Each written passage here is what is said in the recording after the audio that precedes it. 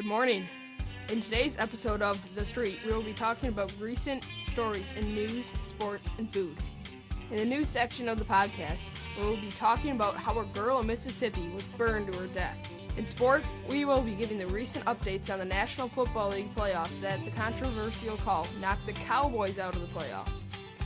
In the recent food world, we will be talking about obesity in America, and we will be interviewing AHS students Tyler Mansell, Zach Herrings, and Trevor Newton about school lunches.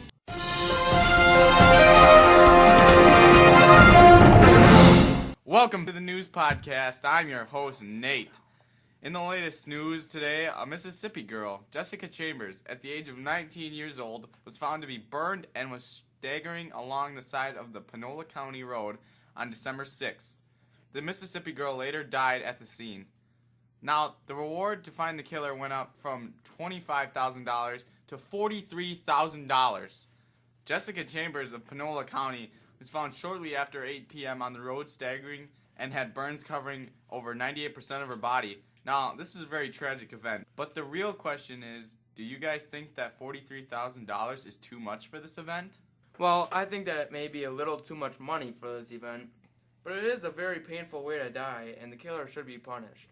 This is a very tragic event, but I really don't think somebody needs $43,000 to find the killer. I mean, $43,000. Some people don't even make that much in a single year. What would you do with that much money, Dom? I would buy as many Big Macs as I could. That's like 400 Big Macs. And I would not be buying salads. Well, if they do not find the killer fast, I am sure that they will not find him at all, because every person in Mississippi will be on the case because, they want their Big Macs. Oh, yeah. This is just a heartbreaking story, though, and that I hope it gets solved soon. Yeah, I hope so, but I don't think that $43,000 is too much money. I feel that this sum of money will get everyone in and around Mississippi looking for the killer. I also think that getting the news out there to people will shorten the time it takes to find the killer, and research shows that you are more likely to find the killer within the first 48 hours, and after that time, your chances slowly decrease. I don't think that they're going to find him. In other news, today there was a second black box found from the Air Asia plane, which was destroyed after landing in a body of water. The new report tells us that they found 46 bodies in the wreckage. The plane was finally spotted over a week ago. They also say that the Air Asia plane might have landed safely in the water before sinking. Do you guys think that they should start investing in a bigger search party to find more victims, or should they just keep the limited amount of searchers in the waters? Well, I definitely think that they should expand on the search, because if the plane did land safely on the water, the passengers would have had a chance to grab hold of something and start swimming. These people could have swam a long way if they had the chance, and if they would expand the search, they would find out for sure if the plane went down safely. Even if the search parties do not find anything farther out, they would still be sure that nobody survived and swam away from the wreck. Yeah, I agree with Max here that they should definitely expand on the search. I think that they will continue to find bodies in the ocean, but I think that the victim's family would like the body for like a funeral service for the victim. This was a very tragic event, and I hope that they find all of the victims, but I think that the sea creatures and ocean currents moved the bodies away or ate them. In other news, 3 people were killed and 107 are missing after a landslide in Indonesia. Rescuers struggled to reach more than 100 missing people on Saturday after a landslide was triggered by torrential rains and buried houses in a hilly district on the main island of Indonesia, Java. Fox News also reported that over 105 houses were swept away in the landslide. I hope they find all of the victims. I agree. Yep, I totally agree. This was just a tragic event. That's all for the news section. We go to Max with sports. Welcome to the sports part of the podcast with your host, Max Kubashak. First up, the scores of the divisional playoff games in the NFL. The Green Bay Packers hosted the Dallas Cowboys. The Packers won 26-21. The Denver Broncos hosted the Indianapolis Colts. The Colts won 24-13. The New England Patriots hosted the Baltimore Ravens. The Patriots won 35-31. The Seattle Seahawks hosted the Carolina Panthers. The Seahawks won 31-17. Now, let us jump right into that Denver and Indianapolis game. Nobody knows if Peyton Manning played his last football game, for his age is catching up to him and is very noticeable on the field. Manning played Sunday's game without knowing he had a torn right quad. Do you guys think that Peyton Manning is getting too old for this game, or are the usual injuries that happen on the football field just showing? I don't really think that Peyton Manning's amazing career is coming to an end. I think he will play one more year, but we already saw a great quarterback in Brett Favre playing overage and did not put up any numbers his last year. Peyton Manning's injury, I think, is purely about his age, and I think that he should retire as the best quarterback that ever played on the football field. Yeah, I agree with you. When you think Peyton Manning, you think that all-star quarterback. Now, that there has been some speculation on, is he getting too old for this game? We know that there was another all-star, Brett Favre, had a great career and broke a number of records, but ended on kind of a low note on an interception and an injury to lose the game for the Minnesota Vikings, who were competing for the NFC National Championship. Being a Vikings fan myself, I was absolutely furious with Favre for ruining the closest chance we had at the Super Bowl. He is now hated by most Viking fans and sometimes even the league itself, and I hope Peyton does not have the same fate. Yeah, that would really stink. But now let's talk about the Packer-Cowboys game. On the first drive, the Packers scored a touchdown with a point after to make the game 7-0. Later in the first quarter, the Cowboys scored on a Packers fumble, making the game 7-7. In the second quarter, the Cowboys took the lead again with a touchdown, making the score 14-7 Cowboys. Later, in the second quarter, the Packers kicked a field goal right before the half to make the score 14-10 going into half. Early in the third quarter, the Packers kicked another field goal to make the score 14-13 Cowboys. With 14-12 left in the third quarter, the Cowboys scored another touchdown, making the score 21-13. Late in the third quarter, the Packers scored a touchdown, making the score 21-20 Cowboys.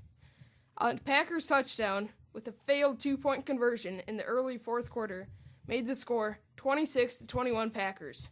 Mid-fourth quarter, the Cowboys went for it on fourth down and threw a deep pass to Dez Bryant, who landed on the 1-yard line. The official on the goal line making the call on the catch ruled the pass complete, but the Packers coach, Mike McCarthy, challenged the call, and the call was overturned because the ball popped out when it hit the ground. The Cowboys most likely would have scored on that drive if the Packers would have not challenged that play. That score that could have resulted if Dez Bryant had caught the ball would have drastically changed the game. The Packers won the game 26-21. I think being a Vikings fan, and as much as I didn't want that to be a catch, it was a catch because the rule says that the receiver has to be in full possession of the ball when he hits the ground, as well as the defender did knock it out of Dez Bryant's hands, so that is not a catch. So that was a good call by the referees, which is surprising as of lately because there has been a lot of horrible calls lately. Especially with the Cowboys. Yeah. Some people joke about the 12th man in the Cowboys offense. Yeah, really. Yeah, 12th man obviously being the refs. Being the referee. And the 13th man being Jerry Jones. Oh. Well, also in the sports news now, 4-time Supercross champion Ryan Villopoto announces his retirement before the 2015 season.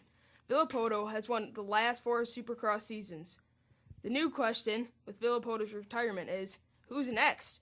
Who's going to be the next person to win the 2015 title, as Villopoto has gone 4 consecutive times. With many riders competing throughout the 12 more races, it could be anyone's chance to rise to the occasion and take the title. With Suzuki's Ken Roczen taking the first race in Anaheim and Eli Tomac taking the second race in Phoenix, it is still anyone's title. What are your predictions? With Villopoto retiring, fans will surely have a new Supercross champion, and my prediction to win the title is Ryan Dungey. Dungey was a great competitor in the motocross this year, taking second behind Ken Roczen. The other reason why I chose Dungey is because he has yet to be outside of 4th position in this year's race. Yeah, I agree. He's been having great races and staying near the top. He will be a great title contender, but I think that Ken Roczen will take this title. With a great title win in this motocross series, I think that he has the confidence to win the Supercross series and become the next champion. Roxton also has a great start to the season with the first place and second place on the year. Yeah, I'll have to agree with both of you on your rider picks doing very well, but I think I'm going to have to go with Eli Tomac. Tomac was the fastest qualifier in both the races so far, but was only able to pull out one race win in Phoenix. Thanks for listening to sports. I'm your host, Max Kubershak. Now we go to Food Talk with Dom. On this segment of the podcast today, we will be picking up where we left off last week. If you haven't listened to last week's podcast yet, stop this one and go back and listen to it. Okay, good. Last week we left off talking about school lunch, so this week we will start on this topic. Now time for an interview with Tyler Mansell, Zach Krings, and Trevor Newton on the school lunches in America. Today we have AHS student Tyler Mansell with us. Now, lunch today is mini corn dogs. Recently we've been hearing that lunches haven't been very good. How's today's lunch? It sucks. I'm digging the dogs. That's a good input, Mr. Mansell. We also have Mr. Newton here. What's your take on today's lunch? Well, thanks, Nate. It's the bottom diggity. You take some seconds, mix it with the sweet potato fries, get all the dipping sauce you need. That's all a playa need. That's great input. Thank you so much. Mr. Krings, what do you think about today's lunch? I like mittens because they're warm and easy to wear. Wow. We're getting great questions here. So my second question is, do you think that the portion sizes that Michelle Obama has incorporated into our lunch are a problem? Mr. Newton? I think they're a bit of a problem. At the ideal student, I'm looking at female, 5'7", about 120 pounds. Mr. Mansell beside me is a good 200-pounder, and by the looks of it, he may need to eat more than the 100-pound female. That is actually what we've been talking about. Thank you so much. Mr. Mansell, what about you?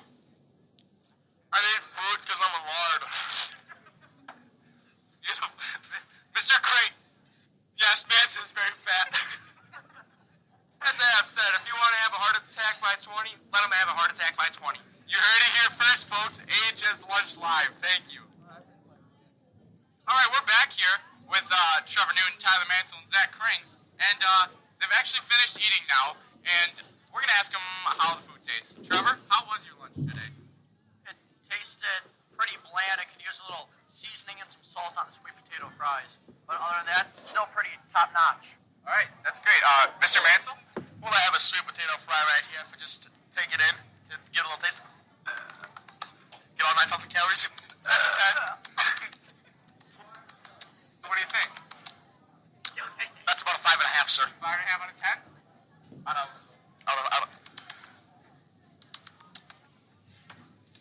Mr. Mansell, can you hurry up this process? I would have say 10. 5.5 out of 10. 5 out of 10, okay. Mr. Krings, what do you think? These fries are as dry as the Serbian desert in the high noon. It all started back when I was 10 years old. I was walking a dusty trail. I forgot the story. That's all I got for today. Beautiful input from these students. Thanks, boys. Have a nice day. That's all for the morning announcements. Thanks for joining, and see you next week.